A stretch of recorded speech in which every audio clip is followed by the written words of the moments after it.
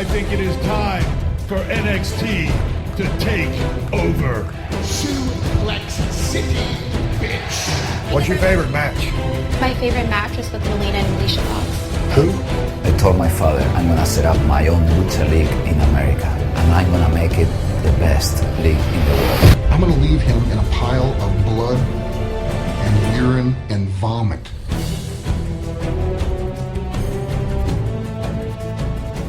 Hello everyone and welcome to the Let's Talk More Wrestling podcast. The wrestling podcast where we'll be reviewing WWE Summerslam 2015. My name, if you guys are asking, which you always do because that's my name, damn it. I expect it from you. You expect it from me now.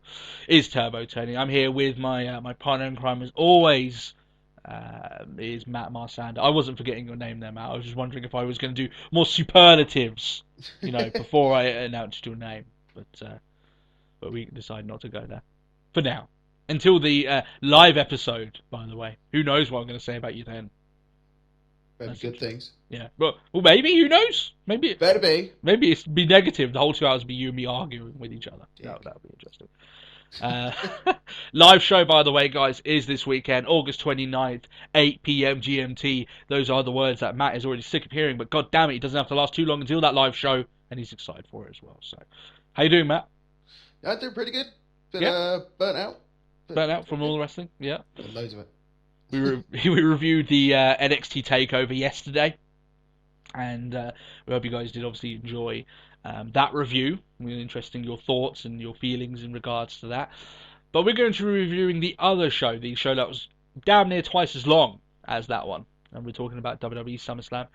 And if you want to go hear our thoughts on TakeOver, obviously you can go back and watch that video. And we'll make some references towards the end of it. What show we thought was best out of the two. Was it TakeOver? Was it SummerSlam? And that's the way we're going to go with it then. Yeah. So obviously this is taking place in the same place TakeOver did. It is in the Barclays Center in Brooklyn. It's the second of 3 nights that WWE have sold out of that show. The next one will be Raw. I made some flippant comment to you, Matt, about saying that it's kind of like the Lord of the Rings trilogy, And I'm not going to go into all the reasons because I actually got far more specific to you, Matt, than I was planning. Yeah, I was going to say, because it's when you were going on about it, I was like, and how are you going to make this comparison? Yeah, where is this going? Yes, or the. But further ado, I think we should get into the review, Matt, without any further procrastination. We do have a lot to talk about. This was a long show, 10 matches, 2 controversial finishes. We'll get into that just shortly. Show. I'm turning into fucking Sean Connery. Sean Connery. That's what I'm going to turn into. Jon Stewart, of all people, kicks off the show. He is the host of SummerSlam this year. It's the pretty much the first thing I think he's done since, going away from the Daily Show that he was on for so long. And obviously he was part of WWE. He did that thing with Rollins, a couple of months ago now. And we said back then that we thought he was, we thought he did okay. But he comes out and initially says, you know what, I want to talk to Brock Lesnar about him breaking the streak, because I'm a fan of The Undertaker. And he says, obviously, I'm not going to call out Brock Lesnar without a bit of backup, bit of superstar backup, he's only Jon Stewart after all. Jon Stewart equates, by the way, Brock Lesnar language to breakfast, so just a little bit of tidbit, bit of trivia there for you guys. That's it. And that backup was in the form of a certain man who is going to be in Cork soon, actually. Mick Foley. So, by the way, people, I live in Cork. That's why I made that statement. It wasn't completely random. Oh, by the way, he's going to be in, I don't know, Newark. Somewhere. Yeah, randomly, yeah. So Foley comes out and says, well, you know what? I thought on the phone that you said Rock, not Brock. So he's got no intentions. Oh, what? Really? Is that it? Oh, he does get his cheap pop, of course. We forgot about that. Mick Foley didn't think it needed to be said, but of course he got his cheap pop, along those lines. And but yes, he's got no intentions. Funny enough about that cheap pops, special that he did of facing Brock Lesnar. That was one of the jokes that he said about it. And so he walks off. He says, well, I'm not going to stick around. If you want to call him out, you can, but I'm not sticking around. So that's the end of the segment. Jon Stewart decides it's better if he just, leaves with Mick Foley instead of Brock Lesnar deciding, you know what, I am hungry after all, and fancy myself a bit of Jon Stewart. So that's the way it is. How many Jon Stewarts could you fit into one Brock Lesnar? There's a question. I'd say 3. Three? I'll go for maybe 3.5, maybe. Maybe 3 Jon Stewarts and the legs of Jon Stewart, possibly. Maybe. We'll have to look into that. Oh, okay, like his feet just sticking out of Brock's mouth, just like, "Arr." Yeah, that's it. I think that'd be a good breakfast for Brock. I think that'd be Okay, right. yeah. Yeah, people may draw comparisons to this, considering how WWE are seemingly trying to draw comparisons to SummerSlam and WrestleMania, when you've got the WrestleMania 30 startup being, The Rock, Hulk Hogan, or racist Hogan, as we all know now, and Steve Austin. This was nowhere near as cool. It was basically a bit comedy sketch. That's all it was. Most people probably didn't like it. Yeah. Did you like it? Kind of. I would not go back and watch it again. I think that's the most generous thing I can say about it. Like, it wasn't that sort of moment where, like, when we refer to, Rock, Hogan, and Austin, where it's just like, oh my god, time stood still. I didn't realise that was half a fucking hour. This was more like you realised it was 10 minutes, sort of thing. Yeah, that's it. Yeah, I get you. So this leads into the opening match of the show. And for 2 pay-per-views in a row, Orton versus Sheamus is the match to kick it off. I disagree with it back at Battleground, and guess what? I'm going to disagree with it again. I think this is an awful match to... It's kind of sort of like we said last time, though. It's getting it out of the way, sort of thing. Like we expected anything else. That's it. This match garners absolutely no interest in me. I thought it was pretty much a mirror image of the match that they had at Battleground, bar a few different moves. It's everything I've ever seen, and I have no intention of seeing it again. So, this match, for me, Matt, I may be really fucking harsh, I thought it was a gigantic waste of time. Yeah, I can completely agree with that. I can't think of anyone, like, literally just rubbing their thighs in anticipation of Orton Sheamus. And by the way, guys, with Sheamus winning this match, you know what that means, right? 1 win for Orton, 1 win for Sheamus. Guess what? They're having a rubber match. Oh, yeah. So we're going to get another one. Basically identical match. So yeah. At least give it a stipulation. Make it Falls Count Anywhere or something. It needs something. Jesus Christ, it's boring as hell. Yeah, this match was not good. I'll tell you what, the match that should have kicked off the show was the one that happened after it, which was the Tag Team Fatal 4-Way match. Absolutely, Matt. This should have been the match that kicked off the show. You reckon? Yes. Undoubtedly. Well, I think anyone can agree that it would have been better than Orton and Sheamus at the very least. Yeah, true. This match was far better than that. And guess what actually meant something? Because, one, there was a title on the line. That instantly makes something more watchable. Well, sometimes. Now, New Day come out. They give their recreation of, Alicia Keys' Welcome to New York, I think that's the name of the song. I don't know. Or it's Now We're in New York. The lights. I know the one you're on about. I don't know the name of the song. Everyone knows the song, right? But with New Day coming out, they're singing it like "Welcome to New Day." We're the new tag champs and stuff like this, and really singing it up. I tell you what, was getting really into this. Big E was getting into this big time. He loved it. He was dancing. He was singing. He seemed like he was having a good grand old time out there. Yeah, we love Big E. Yeah, Big E's alright. Big E's alright. This match was far better than their singing. I will say that. Their singing was fucking awful. Oh yeah. But it was supposed to be. They're supposed to annoy you. So there is that. Overall, Matt, I thought this was a good match, but there was one bit where, for some reason, the Sin Cara botches. Oh, yeah. I thought you were on about near the end where it all just got really fucking confusing. Yeah, we'll get to that in a minute, but you know what bit I'm talking about now, where we know it's a different wrestler behind that Sin Cara mask, but believe me, there is powers. There's no escaping the Sin Cara. Exactly, right? It's, remember that when the commentary were coming up with different meaning, what does Sin Cara mean in Spanish? They're coming up with different meanings every week. Yeah. We know the meaning. It's botch. Right there, we know it. Exactly. Doesn't matter. You could put Bret Hart in his prime in a Sin Cara mask, and he would fucking botch every move. It's that. Yeah. That's the magic. That's with that mask, guys. But yeah, it wasn't really actually his fault. It was one of the Los Matadores who, they kind of went for this, this plancha and a drop kick as Sin Cara came out of the ropes. There was no connection. It looked fucking awful. Yeah, it looks really bad, really out of place. In overall, what I thought was a pretty decent match, including New Day trying to pin themselves to become the new tag champions. See, that was really clever. Yeah. It was like, hang on a second, there isn't actually when they were doing it. I was like, but there isn't actually anything in the rules that says they can't do that. Yeah, right. Like, technically, they could pin themselves. The first pinfall victory, Matt, wins the championship. Yeah. Well, what happens if they pin themselves, sort of thing? So it came about that both of them got tagged in, and as soon as they did, I think like Kofi dropped to the mat, Biggie went for the pinfall, and then everyone else kind of clicked on like, fucking hell, what's going on? Hang on a second. Yeah. So I thought that was pretty cool. No, that's never been done before. I've never seen a team try that before, so that was pretty cool. And as you say there, Matt, while the match was good, at the end, Clusterfuck City, I think, is the way that Brock Lesnar would say it anyway.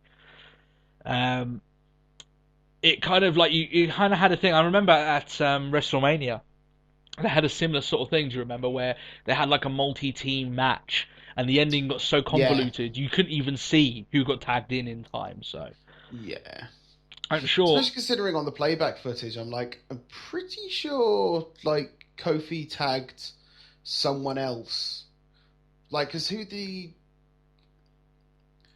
apparently he tagged out with Titus so he could pin one of the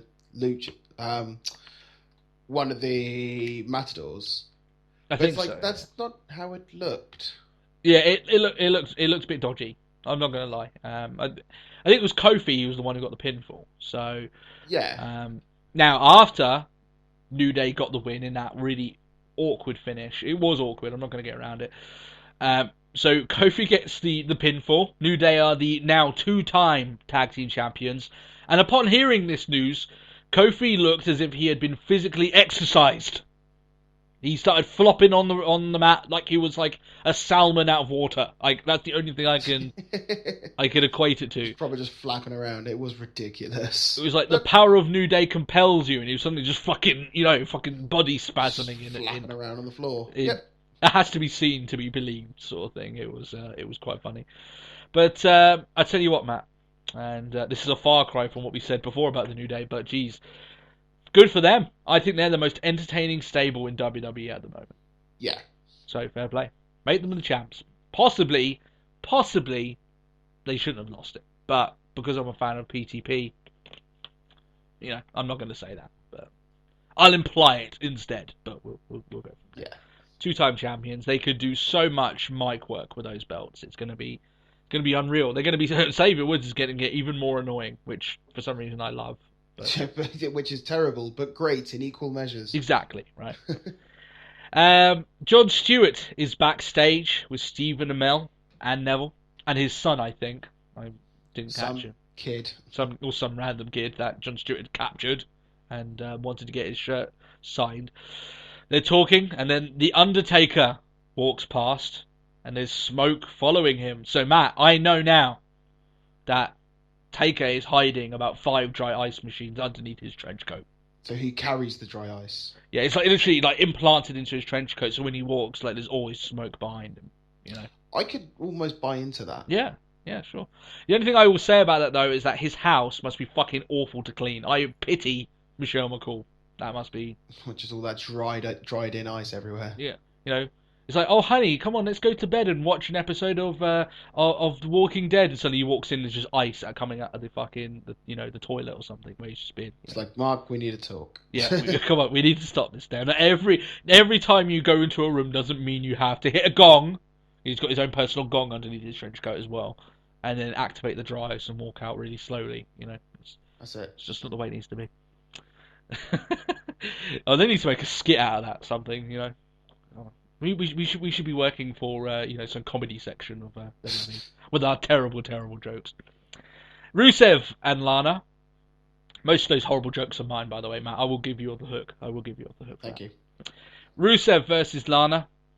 Lana's now finally ditched the business suits. She's gone full denim. It looks better now, to be honest. But I will say, though, Matt, that her character problems are far deeper than what she's wearing. But I appreciate the change, at least. Yeah. There's a lot of problems with Lana. And I think the worst problem is that WWE, I think, I've given up a little bit with her. So I think that's the main issue. You don't hear nearly as many stories nowadays of them wanting her to be this female face of their company. It's more like the future, yeah. It's more like it's just Lana. You know what I mean? Sort of thing. So, one thing I did notice from this, though, giving positives out here, is that Rusev has come along really nicely in ring ability. He's far more confident and able in the ring than when he was. But I remember him back in the early days of NXT where he didn't look that good at all, let's just be honest. And now, he's doing good. He's a machine. He's a machine.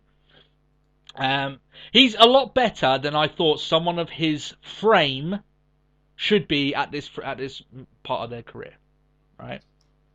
Okay. Yeah. I will say that. So that's a positive for him as well. There was a part here, however, where the character of Rusev became an idiot. And there was a part here where Ziggler had a iron-tight sleeper hold on the Bulgarian Brute.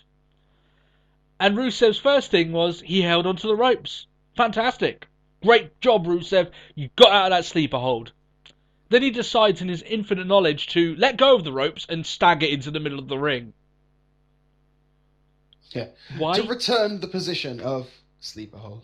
Right? It's like, just keep a hold of the fucking ropes. Like, collapse. You'll still be underneath the ropes. He starts to let go of your, But the thing is, you had hold of the ropes. Like, and even the commentary are calling it out on it. It just seems stupid. If you've got a sleep hold on you, you got your hand on the rope. Guess what? You need to get rid of it.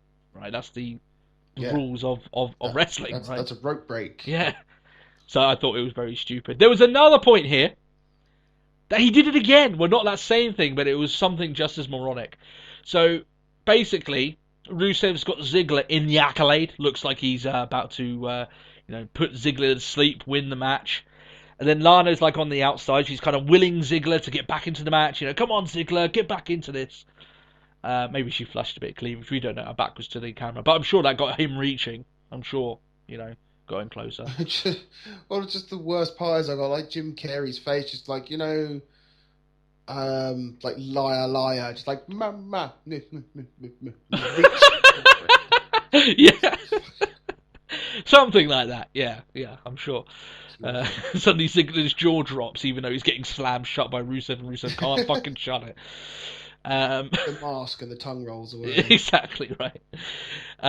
But this means Summer Rae gets involved. They kind of get into a fight on the outside. So Rusev then, in his infinite knowledge, instead of just, I don't know, keeping hold of the accolade for maybe an extra 10 seconds until Ziggler's out or taps out, he releases the hold. Yeah. It's like, nope, done. Yeah. Rusev was a moron. He came into this match without any brain cells. That's just the bottom line of it there. Yeah. So they have a fight on the outside. This leads to a double count out. And the crowd basically, pissed off at that finish. And the crowd stays mild. Yeah, exactly right. They boo. They boo in a heavy attendance there. And then there's a brawl between all four of them. Yeah. It's obviously leading towards the mixed tag team match. I don't know why you couldn't have Rusev get like a victory here by working cheaply. Maybe Summer Rae, so then they come up, Lana and Ziggler come up with the idea of, well, the only way we know we can keep both of these people in line is by facing them both at the same time. Bada boom. Mixed tag match. Next pay-per-view. Yeah, and we're done. But they decided to go fuck finish with it, but still. Not what I would have done, but still. Considering all the finishes that came later, jeez. Leading to Stephen Amell and Neville versus the Cosmic Kings, Stardust and King Barrett. And he aired a pretty unique comic book inspired video package. I quite liked it here. It's almost a little bit like their video production company were like, we can get to do something a little bit out of the norm. Awesome. Let's just go full kilter. Yeah, I can do strange. Yeah. This is different. I like this. All I can imagine is just like a meeting back there, and it's like, so here's all the other stuff that we can do, WWE's regular stuff, but we've got a comic book inspired thing, because everyone's got their hands up like this, like, yeah, that's mine. I want to do it. Yeah. But yeah, I thought it was pretty cool. Someone obviously used all their creativity to come up with that video package. Awesome stuff. So, Stephen Amell comes out. He's in this cool sort of Arrow-inspired hoodie. I saw a video of him showing it off, before the match as well. It was a shame that if you actually blinked, you would have missed that hoodie, and he wrestled without it. He was just literally no shirt and fight shorts. That's all that Amell was in. So I thought, why not work the match in the gear? But clearly didn't want to. I would have gone for the hoodie, but that's just me. I think they're trying to. I think that maybe, I don't know if there's some dispute there. Maybe he can't actually officially call himself the Arrow fighting this or something along those lines. I don't know. But it's not as if they've been afraid of mentioning that he's from Arrow or anything like this. So I don't know how it goes. But been a bit interesting. Yeah. I thought that Amell here showed off some pretty neat athleticism. He even springboarded off the ropes again. No, he didn't do that the first time, did he? He just ran over the ropes. No, he springboarded off the ropes this time, so that was pretty cool. He kipped up. He clearly showed that he put some work in. He had taken a bit of a licking in this match. He took his dues, shall we say, and he took the most slams out of anyone in this match. So if you look in that point of view, oddly enough, you'd expect like Neville to be doing all the work, like we were talking about. No, it was Neville doing all the offense, and Amell was taking the kicking. So yeah, and I think that's one of the things that has kind of got him in a good position, because he could have easily come out and wrestling fans, especially with celebrities, right? They tend to be quite negative, right? Let's just say that. I mean, come on, we've had our fair share of celebrity mishaps. Do I want to bring up Kathy Lee Gifford and Hoda again? No, not really. Even though I just did, and a shiver went down my spine for saying that. Whew, that's not good. Anyway, Kathy Lee Gifford and Hoda, Matt. Do you remember that? Don't do it. Don't. I'm not gonna. It's. You're talking about it. Don't do it. But I think what went to his aid here is that it's very clear from anyone can see that at least he's tried to put in some effort into looking as if he didn't look that much out of place. Yeah. He put the effort in. He was willing to take a bit of a beating here. And fair enough, wrestling fans don't ask much. It's just if you are knowledgeable, you actually like wrestling, and you put the effort in, then we'll be on board with you most of the time. So that's the way it is. So he takes a beating. He tags in Neville, and this leads Neville to kind of clear the place out for him. Then Amell hits a splash off the top rope to the outside on both of the Cosmic Kings. Still feels weird to say that, by the way, but still. Well, the Cosmic King. Cosmic King, that's right. It sounds like it should be like a name of like a cereal bar. Cosmic King. Huh? Only Barrett's the Cosmic King. But as a tag team, they're called the Cosmic King. Are they carrying themselves as the Cosmic? Oh, okay. I think that's how WWE called it. I don't think it'll be going much further, but yeah. Yeah. And obviously from that splash, Amell throws Barrett back into the ring, and the Red Hour later, and then Neville and Amell are the winners. I thought they would honestly have Amell pin Stardust, but no. They're just going to go with Neville getting the win. So, fair enough. Yeah. All good. This is all good on my end, Matt. Because, I thought Amell took more of a beating than he ever dished out. So, fair play to the guy. He didn't get the pinfall. He didn't go for that cheesy finish. I thought this was a fair enough match. I thought it's as good as you could expect. Yeah. I was happy with it. Yeah. Didn't overstay its welcome either. It was a quick match. I'm okay with it, guys. I honestly am. I thought he did a good job. And, the marks on his body showed that he took a bit of a pasting. He was willing to take a bit of a pasting. Fair play to the guy. That's what I have to say. Big Show versus The Miz versus Ryback for the Intercontinental Championship. This was, I thought it was a fairly lackluster match. I wasn't that excited about it. What about you, Matt? I fought hard not to skip. You genuinely feeling that, I could, you could do without I it. could afford to not watch this match. It's not so much. I don't think it's like the Ryback's fault as a champion. He's been out for a while. With the illness, which was legit. Yeah. I just think that, especially on a card, when they're trying to build it up, like, this sort of match just doesn't really get anyone really enthusiastic about what they're about to see. And it was an okay match. It was. It I was don't know. solid. It was solid, but Like nothing they were else. referring to it as like a good triple threat, and I was like, well, I wouldn't go as far as to say it was one of the best triple threats, but it was okay. It was alright. It's nothing more, nothing less. It was okay, and that's pretty Yeah. much it. But Ryback wins the title. He capitalizes on Big Show knocking out the Miz, and he throws out Big Show, gets the pin. But I think these guys worked hard. They had effort, but it didn't come across as if something I really needed to watch. So, No. the bottom line of it. Jon Stewart is backstage. He's working up the courage to speak to Brock Lesnar. And when he knocks on his door, he only gets Paul Heyman. Stewart then asks the stupid question to Heyman of, were you happy to see everyone broken-hearted and forlorn and all this sort of stuff when the streak was broken? Yeah, all those sad people. What did you think? Yeah, and there's Paul Heyman freaking out. He was there, he witnessed it, he was in the ring when it happened, right? And he's like, really? You know what I mean? That's a bit of a stupid question. You're gonna ask me this question? Yeah.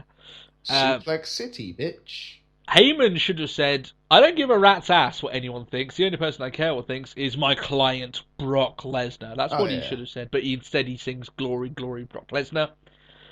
And then says the killer line, which, well, they didn't get Letterman to host this show then. I was like, oh, burn. In the evening talk show slot. Yeah, that's, I like that. That got a response from the crowd. I quite like that, so. It seemed to physically hurt Jon Stewart, bless him. He didn't quite like that, but that's what you get for asking Paul Heyman stupid questions. You get a bit of your soul eaten away. That's the way it works. So, Harper and Wyatt versus Reigns and Ambrose, the tag team match that was so mental at the very beginning. I thought it was a tornado tag match. Yeah. Didn't seem as if well, I say at the start of the match, pretty much for the majority of the match, it was pretty much like, tags? Why do we need tags? I just straight up didn't enjoy this match. You didn't enjoy it? Not terribly. Okay. What do you think was working against you with this match? I think that's probably part of it. Like where you're saying, like how it started off, and it's just like essentially screwing around to open up. Yeah, I just wasn't happy with it. I can't really put my finger on it though. I think a lot of it was just a lot of dicking around. Yeah.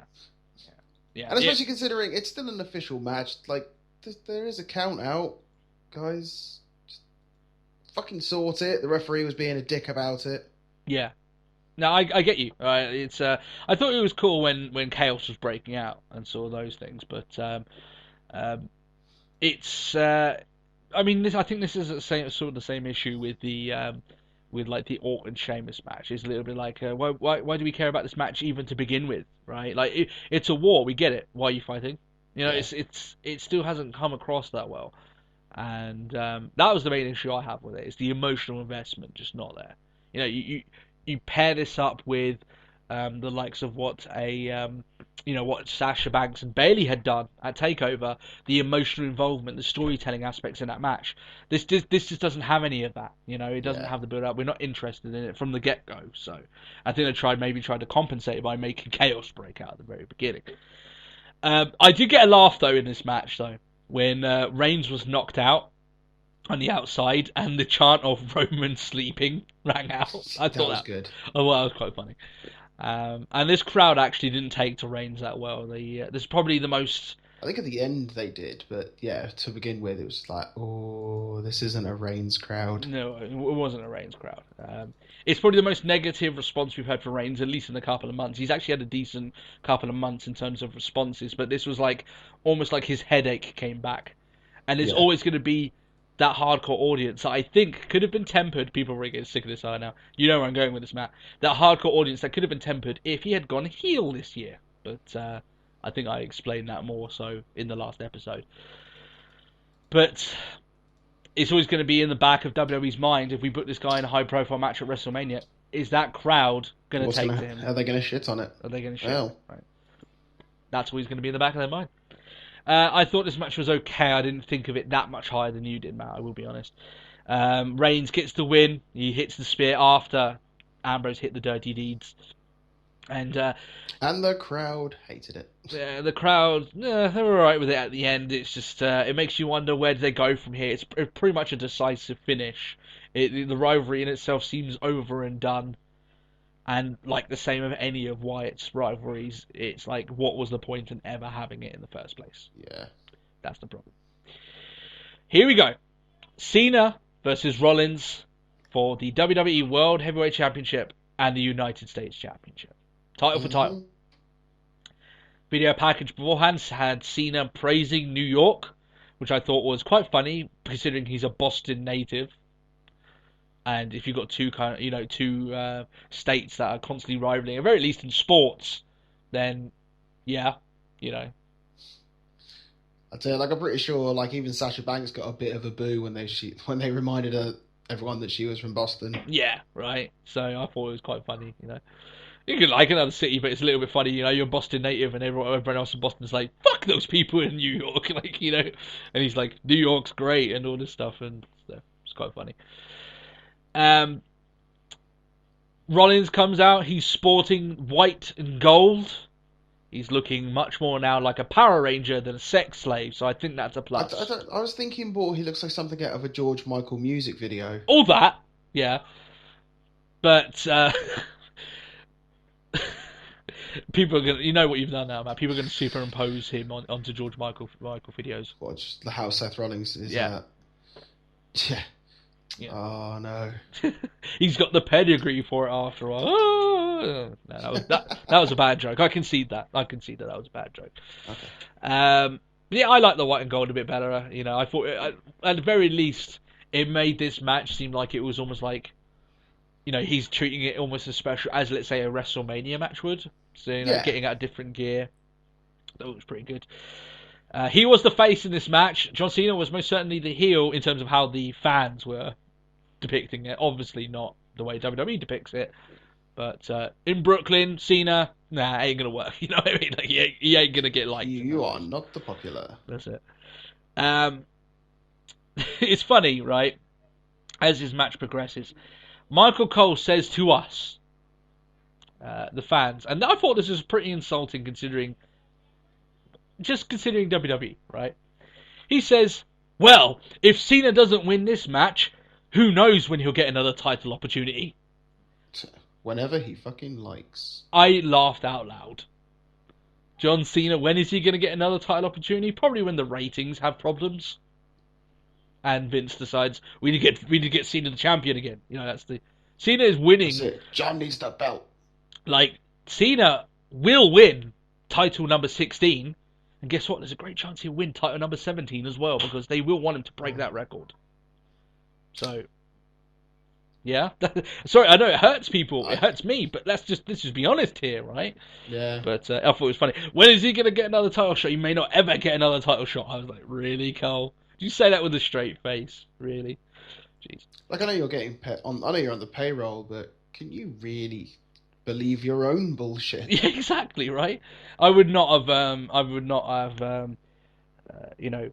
poo-pooed on any of the other announcers going, really? Like, of course he's going to get another title shot. He's John Cena. Like, of course he will.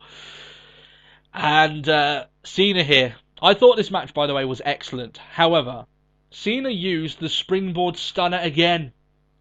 How many times, Matt, is he going to botch the fuck out of that move before he does either these one or two things? Gets it right for a chance, or stops doing it. Or how long until he breaks someone. Or injures someone doing it, right? When you've got Stone Cold Steve Austin himself on Twitter publicly chastising the move, there's something wrong with what's going on there, right? Yeah. I think it's awful. I think it's the worst move that Cena's ever used because he doesn't know how to land it. The people he's using it on don't know how to sell it.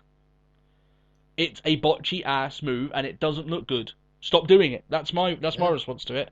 Why are you continuing to try and make something out of this? We get it. No one labels you as the 5 moves of doom. That's far gone. You've proved yourself now. Why are you trying to do moves that suck? You know, it just doesn't make any sense. But still, despite that, Matt, a phenomenal match. I think we can all agree. Yeah. I very much enjoyed it. These two have some chemistry. It was clear to see here. And I thought Seth was shining fantastically, almost as bright as his new attire. Yeah, I was going to say, shining brighter than his gear. Yeah, exactly, right. He even showed what he's got some from his CrossFit, a bit of CrossFit strength by picking up Cena, doing the Cena spot, you know, where they roll over and Cena lifts them up, hoists them on. Rollins did that with Cena. Cena ain't no small guy. Like, he weighs a bit. I quite liked it. I liked it a lot, actually, with almost the fact that he pulled out a lot more of his old aerial offense as well. Mm. Yeah, you mean we say... sort of, like, mixed it up. Like, it's like, this isn't the normal Rollins we're used to. At least the WWE Rollins we're not used to. Yeah. He pulled some stuff out of his playbook that we haven't seen. Black book, yeah. Yeah, exactly, right. So, which is good, you know. This is all good stuff, and it built up to the match. Cena locked in the figure 4 here. I thought it was quite a nice little touch to try and use Flair's move to equal Flair's record. Yeah. Added something to the match. And then we get to the end of the match. Here we go. Cena hits the AA on Rollins, but in doing so, he knocks out the referee. I mean, they could count to 10. Rollins was completely out of it, but you know, no referee to call the. Never mind. Yeah, that's it. And this leads then Jon Stewart. That's right, Jon Stewart. He's been hosting the show. He comes out, and you're thinking originally, is he going to floor Rollins? You know, this is how he's going to pay him back after all the things that have been said between these two men. And no, he kind of teases it for a little bit. Doesn't tease it that well, but he teases it a little bit, and then he hits Cena in the stomach with the steel chair, lays it on the floor, where he drops it, then picks it up and gives it to... Then realise, oh shit, I needed it somewhere else. Yeah, right. And then Rollins can't believe his eyes, but then he pedigrees Cena on the chair, and then wins the United States Championship. He's a double champion. That's it. My prediction was wrong. What was your prediction for this? You went DQ. I can't even remember anymore. I think you went for DQ. I think that's what it was. Don't know. We don't know. We can go back and watch it. I know I did shit in the predictions on this show, but still. And a lot of people are very upset with this finish. They are like, it makes no sense. You know, it sucks because the match was decided ultimately. A great match was decided by someone that isn't even on the main roster, you know, full time. You know, what's going on with that? Mm. I'm going to answer those two particular gripes a little bit here, because I'm going to say something here. I didn't mind the end of this match. I'm interested to see what you think, Matt, and I'll give you your time. I didn't mind it either. You didn't mind it? Okay, well, let me explain why I didn't mind it, right? So some fans are saying that the interference made no sense. And I will answer that with, of course it doesn't. Jon Stewart hasn't had an opportunity to come out and say why he's done it. If he comes out and has a shit reason, I'll be right on the bandwagon with you, you know, like... I think the best reason that he could come out with was, listen, I don't want you to beat Ric Flair's championship title run. Well, the fact that when he was doing his chat with Heyman, he was like, I am a wrestling fan. Yeah, right. So it's like, well, there you go. You could say something like, you could go with that. It's like one of the greatest. I couldn't have you beat him. Yeah, like I can't have you doing that, you know. And I did what every other person at Arena wanted to do, right? Yeah. If he comes out and says stuff like that, you know what? I'm with it. I'm saying fair enough, right? You coming up with a reason like that. Like, he shouldn't have been there. You got too excited, and he just couldn't live with the fact Cena is a 16-time champion. No, we can't have that. So he acted like an irrational fan with a bit of power. With a bit of power, right? And he did what he did. Another thing that other people are saying now, obviously, just to say that again, just to reiterate, if he comes out and says, I did it because it was best for business, then I'll be the first to say that was a shit reason, right? That Yeah. you have to come up with a proper reason why he would do it. But if he, and some people come out as well, it's like, it was a great match, why did it have to be ruined by someone that's not involved? Guys, if the plan was always for Seth Rollins to win both the championships, do you really think that someone, namely Vince McMahon, is going to let that happen without someone being involved in the finish? Yeah. He is not. I mean, I saw a picture on social media which was like, what was it? Vince 2, Common Sense 0. Obviously, this referring to one of those fools. Yeah, right. It's, to me, right, is that Vince is not going to let... The last person that was heel that beat John Cena clean was Brock Lesnar. Before then, you have to look.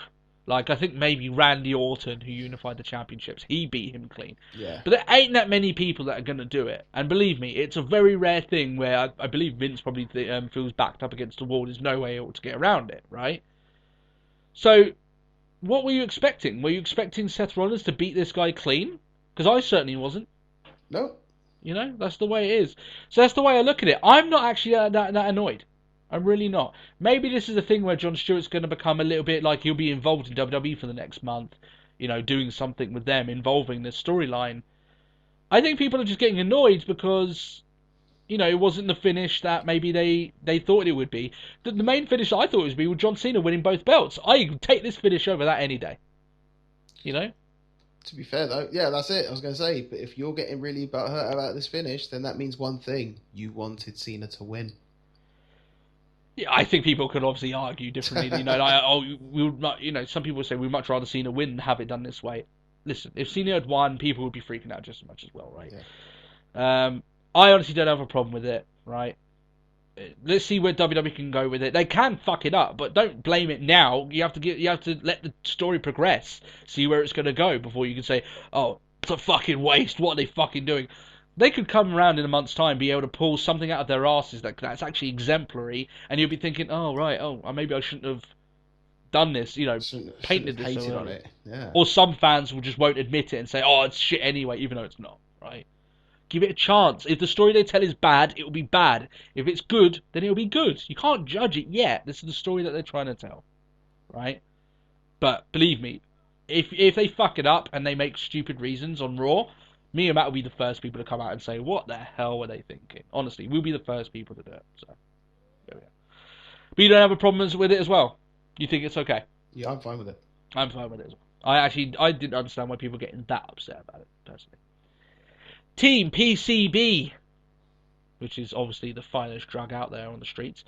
Team Bad and Team Bella in a 3-team elimination match. If you're pinned, your team is eliminated. That's the way they're going around with it. Not each girl is eliminated. Thank God, because that would turn into a clusterfuck. It really would, considering the amount of time. I thought the only problem with this match is that there's only so much you can showcase any of the women in this match when there's 9 women of them in the ring. You know, there's only so much you can do to showcase all of their abilities, and in the end it will turn into, at least some of these women aren't going to get the airtime that possibly they deserve, i.e. a Sasha Banks, right? Well, this is like I was hinting at on, I believe it was our previous video, you know, with NXT. It was just sort of like, oh, they're going to, like with Kevin Owens pulling double duty, like big match one night, big sort of, you know, fairly a big match on the next night, and then like Sasha Banks is like, oh, she's gone in like 5 minutes. Yeah. The fuck? Now, I'm not going to blame it because, like I said, she had a very intense match the night before. I don't have too much of a problem with it here, but you know, even when you look at Naomi and Tamina, you know, they didn't really, you know, get that much time. I'm not that bothered about it really, but what I'm saying is that when you've got a match with this many women in it, it's hard for anyone to really stand out. And I think the match didn't do a great job, apart from maybe Becky Lynch, who got the win. But I thought even the finish was a bit odd, right? Because Team Bad were eliminated first. Tamina took the pinfall. And it was at that point that the match started early as well. Yeah, but I think after that point, Matt, the match started tanking a bit. Did you notice that as well? Yeah. Like, there was a part here where basically, you know, Paige was taking the beating, right? Building up to the hot tag. But all of that time, it just seemed so boring. You know, it was near on sleep inducing. It was really boring because they left it go on too long. And finally, once things got along and they got the tag in, things kind of started working on a little bit from there. Becky Lynch gets a pump handle slam on Brie Bella, which I thought was a weird ass finish because that's what beat her. I was a little bit like, okay, didn't seem like anything particularly special. You know, you've seen when you put this in the context of like the NXT match that happened the night before, pump handle slam finishing a match. I was like, that's not quite right there. You know what I mean? That's never been built up as anything special, so a bit odd. I'm not a fan of this match, Matt. I don't know about you. I didn't think I wasn't. I thought at the best of times it was a bit of a clusterfuck, and at the worst of times it was just boring. Yeah. And that's a shame, But still, let's hope things can go on from there. This match was not nearly as good as maybe naively I had thought maybe it could be. Looking at it now, maybe there's plenty of information here for me not to get too excited about what happened, but we'll leave it there. Cesaro versus Owens. This match started off a little bit like a firecracker, almost like the Reigns, Ambrose, and the Wyatts one. There was planches by both men. You had top rope splashes, big hits from both sides. It cooled off a little bit in the middle, but you're still getting these very physical uppercuts and lots of big time slams, which I thought was fairly decent. It was good. This was, though... Very much enjoyed it. The one thing I quite liked is everyone was just sort of like, how is he going to be after his grueling ladder match the day before? It's like, this is how it's going to be. Yeah, right. Good. He's a man now with nothing to lose. Yeah. And that could make Owens... Hopefully they book it this way, that he's more dangerous than ever now. He's got nothing to lose. He's got no title shots on the horizon. He isn't a champion. Now he's got to make a statement. Maybe he has to end a couple of careers. Right, maybe that's the way they go around it. Yeah. It's a good way to build Owens back up. I'm not getting too excited, but still. But he wins here by getting that that middle rope sort of how do you call it? Where he hits him like in the like the fisherman's, and then like he kind of turns, doesn't he? He's done it on Cena a few times. Oh yeah. It is like that though. He gets him in the in the fisherman's. And looks like he's going to do it, but he does it to the side to make it safer, And then after that, he just basically throws him against the ropes, Cesaro, and then power bombs him, gets the win. And by God, did he need it, because he had a lot of consecutive losses. You look from that first loss against Cena, he started losing fucking tons of matches. He lost his title, he lost his undefeated streak, he lost a lot more than just that. So hopefully here, this is just the end of that. I just hope that in the future, I can't do these jokes about Jobber Owens or Job Owens job and stuff like this, that they actually do something with him. And Cesaro as well, because he's far more deserving than the stuff that he gets at the moment. So definitely. This brings us, Matt, to the main event. Yes. Brock Lesnar versus The Undertaker. This match was good. However, WWE tried to be a little bit too cute. We'll get into that at the end. But they kind of fucked it up a bit. Right? First of all, we'll get to that in the end. Brock's pyro didn't go off when he came out. Yep, I noticed that. I was like, okay. The camera angle was in the right position, ready to capture all the firework and its goodness, and then it decided, you know what? Nah, I'm not going to stick. We're good. No, we're good. Taker comes into the ring. It's always cool watching his entrance, but even when he gets in, Brock doesn't wait. He just goes straight at him. Taker's barely even taking his hat off. He's still got his trench coat on, and goes straight after him. I mean, this kind of goes with the story. I will give him that. Remember that Paul Heyman said? He's got no respect for the Phenom. Not anymore. So, it doesn't matter about waiting for his entrance. He's going to fight him when Brock Lesnar wants to fight him. So, yeah. Thought that was pretty good. We said before that we didn't expect Undertaker to take almost any suplexes in this match. He took around about 5 in the first half of this match, and that's a lot more than I thought. Yeah. Some of the German... By the way, Brock was not You know, he's not like, oh, Going easy. yeah, he was going full. You know, if you're going to get in the ring with me, you're going to get German suplexed, and I will throw you. You know, and Taker was like taking them, you know, as good as he could, but he was rolling over, you know, all this lot. And but you know what? He popped back up. He stayed in the match. You have to give him that. He wasn't knocked silly like he was at WrestleMania 30. He was a lot more tuned in this match. And I'm guessing that this match is a lot more akin to what he hoped that WrestleMania 30 match would have been if he hadn't been seeing stars less than 5 minutes into that match, you know. And he even takes an F5 through a table. So I mean, for Taker, man, he stamped his bump card in this match. Yeah. No one can ever say he wasn't willing to take his bumps in this match. He definitely was. Yeah. You know, I mean, were you shocked that he was bumping there for a minute? I was like, geez. Yeah, I mean, there was those moments, especially like as you said, like when he got stuck through the announce table and that, and I was just sort of like, ooh. But I think my main problem with it is, whilst it's good to see, but they were like, I've seen some people compare it to like the best Taker match since. Well, I was gonna say, like the one I saw was since Taker versus Punk, but that wasn't too far away. But I was just sort of like, I disagree. Well, I think it's the best. How many matches has he had against since Punk? No, I know. Yeah, but like that's probably is because it's the better one since because he hasn't really had a match since then, really. Yeah, I didn't think much of his match against Bray Wyatt, and everyone knows now that he was in a different world when he went against Brock last time. Yeah. So, yeah. People saying that this match was better than like the Triple H matches and the Shawn Michaels matches, nah, easily not. No, nowhere even close. It was good though. I will say that. It was an Undertaker highlight reel. Yeah, right. But the fact is that it made it a little bit more legitimate because he was willing to take his hits, right? Yeah.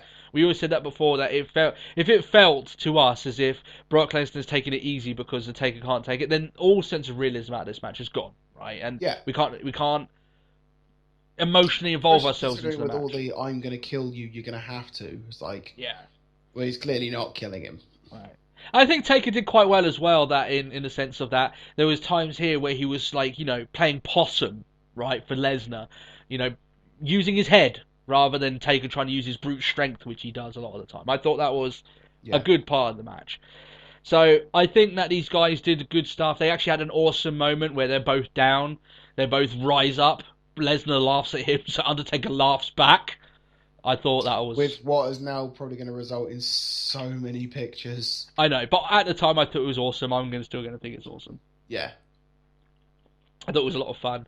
It is quite funny looking back at it. Undertaker just laughing back at him. I thought that was pretty cool. But the match was going well, Matt. The match was going well. You know, I was having fun. I was enjoying it. Fans were into it. And then, oh dear, the finish. The controversy, Matt. Yeah, then the finish happened. The idiocy. Oh, yes. Let me explain. And I know I'll explain exactly right. It makes no fucking sense. Here we go. So, Brock has got Undertaker in the Kimura lock. And pretty much straight away, after getting him in the Kimura lock, Undertaker taps out. But it's not where the referee can see it, right? It's where the timekeeper can see it. So the timekeeper rings the bell. Brock Lesnar releases the hold. And, you know, and Paul Heyman's doing the same stuff he was doing at WrestleMania. I can't believe you tapped him out. You tapped out the Undertaker. What? Like, you did it again. You did it again. You truly are the beast. Yeah, you know, basically worshipping. You know, glory, glory to Brock Lesnar, all that. But then the referee, quite rightly, is thinking to himself, I didn't make any such thing. I didn't say anything along those lines. Right?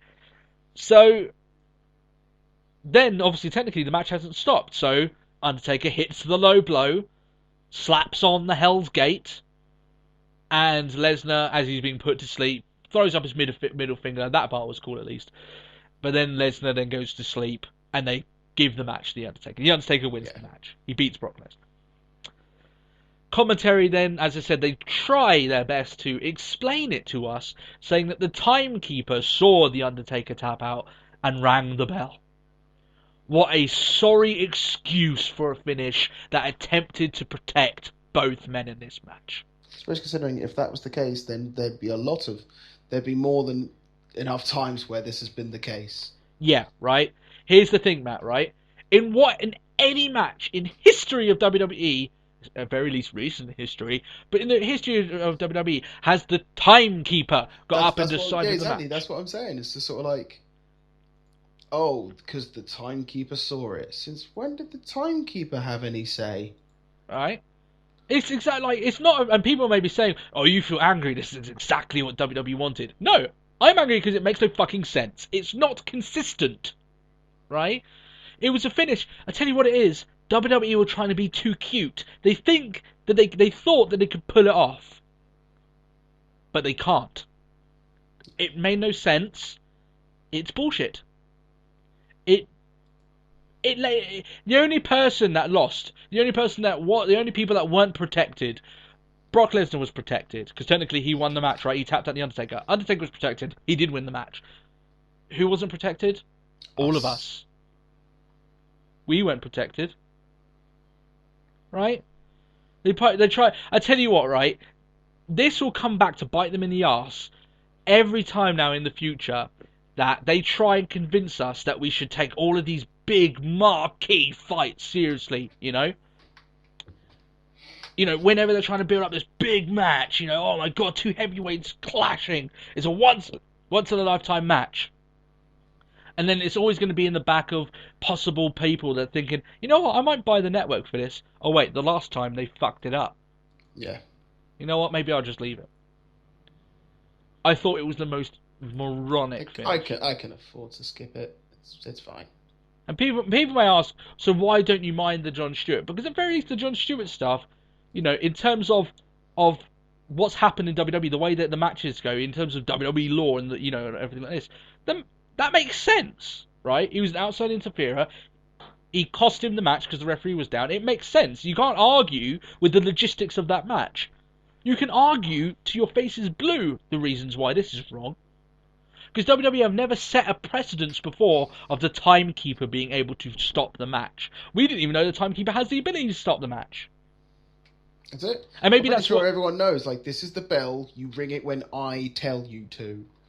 I know WWE are going to go along the lines of, well, yeah, of course we understand, and why did the timekeeper ring it? Have Scott Armstrong all over again, the crooked timekeeper. It's ridiculous, and they're going to bring up.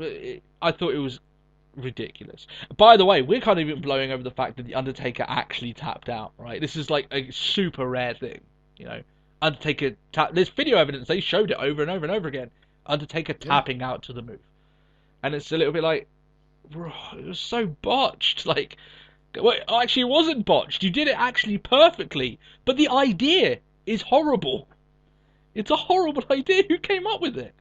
I think it was done, as I said there, Matt. It's done to set up a third match, which I do believe will be at WrestleMania. Lesnar Undertaker 3. This time, it's going to be like a last man standing match. That way, no one can dispute the finish or something along those lines, right? Or Hell in a Cell or something along those lines, right? I get that, but I really don't want it. I don't want another match. It soured my taste in the event. The fans felt gypped. The fans felt like it was fucking ridiculous, right? And man doesn't make the Undertaker come off really bad. The fact he tapped out and then low blowed Lesnar. Lesnar comes off like this, like the gypped beast. He's been pulling off cheap. He's been going on for cheap tricks. Yeah. Yeah.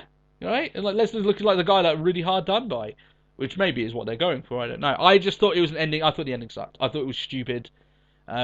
It's just not consistent. WWE, like I said, they tried to come up with something. It was too cute. They tried to pull it off. They probably think they did pull it off. And like I said, they won't see the damage that was done on Raw. They won't see the damage next year. They will see the damage, and they won't even know that this was the reason why. When they try and book up one of these big matches and wonder why the buy rate wasn't as good, it's because you pull this short shit, right? That people get excited for this match. You promote this match as the big thing, and now no one wants to see Undertaker Lesnar again. You've seen it, right? And we definitely don't want to finish like this again. And it leaves a sour taste in your mouth at the end of the show. It was like that time, Matt. Do you remember? They had a match. It was ages ago, remember, where the referee, for some reason, had instant replay. Do you remember? And he viewed the match again, and he reversed the decision of the match. Do you remember that? Oh, yeah. I can't remember which match it was, but I remember Yeah. the occurrence. But it never happened before, right? And referees have always said before, once the decision is made, the decision is final. My decision is it, yeah. Yeah. I mean, what was it? They've said that before, times we understand the decision wasn't good, but it was the referee's decision. The decision is final. It was like, well, obviously, clearly it's not, because this guy's using fucking instant replay. It's in that same sort of area that they're playing with here, and it just doesn't mesh. It doesn't work. And I was left afterwards just going, why did you have to just try? Why did you try and be too cute? You tried to do something thinking it would solve all your problems. But everyone's protected. No, you've lost everyone now. Yeah, it's now we're all stuck here thinking, why? What the fuck was that all about? And if they come out and just say, don't even reference the timekeeper, and they just say, oh, it was inconclusive last match, so we're gonna have another one, but we can only have it at one place. This epic match will have to be at WrestleMania, or they build up to it eventually, and never never even bring up the fact the timekeeper did it. Then that's even more of a fail, because they're just basically saying we just used this to cop out. Yeah. I thought it was stupid. I really did. And I thought it was a shame, because I thought the match was ending pretty well. If Taker had lost in that match and they'd build up towards the very end, no one could take away from Taker losing that match. Or hell, if they had built it up that Lesnar was slowly bleeding out and stuff like this, if they weren't afraid of bringing up the bleeding a lot more, and he passed out because of blood loss, that would have been a very violent but very legit way of ending that match where Undertaker could walk out the winner. Not every match is Brock Lesnar going to start bleeding, right? Maybe next match he doesn't get cut. You could have done it along those lines, but I don't know. Maybe I'm looking into it too much. But did it leave a sour taste in your mouth? In your mouth, Matt? Yeah, it did. And did it end the pay-per-view in a bit of a negative light? I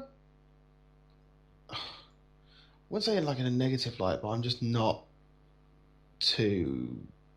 Like you said, if they try and go for this again, I'm not going to buy into it. I just wasn't a big fan. I enjoyed the match. How can I not? I'm a Taker fan. I'm a Lesnar fan. But I don't know. I just wasn't particularly sold on the entire match. I thought it was literally just an Undertaker highlight reel. The guy could retire and I'd be happy. Yeah. He's done his dues, right? Yeah, exactly. If there's one man who literally deserves nothing more than just sort of chill out on a beach for the rest of his life, he's done it. He's earned it. Yeah, right. He should get massages every day to heal the fucking damage he's done to his body, right? There was footage as well of him half collapsing off up the ramp Taker. So people are worried if he's injured WrestleMania 30 style. Let's hope that isn't the case, but still. Apparently he full on collapsed out back. Yeah, so that's not great news. Like I said, I'm just kind of hoping, that it is just him being a very good seller, but still, it could be one of these things that he just doesn't have. But it could be him being a very good seller. He is the Undertaker, and if there's one thing that this match did remind you though, is he is probably one of the greatest storytellers. Yeah. Now, Heyman is obviously going to have a lot of ammunition. Even after the match, he said to everyone, I don't care what the referee said. Brock Lesnar tapped out The Undertaker. He is the winner of this match. So he's going to have plenty of ammunition to fire back at people, considering the finish. It works to his advantage more than anyone. But, I'd much rather go back and watch the Cena Rollins match. That was far more entertaining. And the finish of that match at least made sense. So, yeah, there is that. Is there anything else you want to say about Lesnar Undertaker, or shall we wrap up? No, I can't think of anything else I want to say about it. I think it's time to wrap up. The next time we are on air, Matt, do you know when it will be? Could it possibly be this Saturday? And what time? At 8 p.m. GMT. GMT, that's right. And it's for Let's Talk Wrestling Live. That's exactly right. We're almost there, the last stop. And we hope you guys will be able to catch us at the big episode, the 90th episode. Got a few tricks up our sleeve. Matt doesn't even know some of the surprises. We'll be reviewing Raw. We'll be reviewing the Tough Enough episode as well, the finale of Tough Enough. We'll be answering your fan questions and answering your fan questions as you ask us live on the fly. It'll be a lot of fun, and we hope you can catch us there. For now, let's do our plugging. If you did enjoy this episode and this review, you can leave a like. You can also subscribe to the channel if you haven't already. Become one of our almost 400 subscribers. That's right, we're almost there. It's going to be awesome. We're going to have a big celebration when we do. And if they want to tweet us, Matt, what is our Twitter handle? The @TalkWrestlePod. Oh, it is. You just ace it all the time. Just smooth, like a fine wine. You know, just gets better every time you say it, sort of thing. You know, I don't know how that works. You know. Anyway, carry on. Also, yeah, as I said, if you want to ask any questions to Matt on there on Twitter, you can also ask them then on the Twitter handle, or you can just leave them below. Get ready for that live episode. We'll answer it there as well. Or if you want to save it for asking us live, you can do that as well. We've got no problem with that. Apart from that, we hope you guys have a great week. We hope you did enjoy this show. We will catch you August 29th, 8 p.m. GMT for the live episode. It's going to be very interesting. And, yeah, we hope you have a great rest of the week. We'll catch you then. We'll catch you soon. Thanks a lot, guys. Bye-bye. See you soon.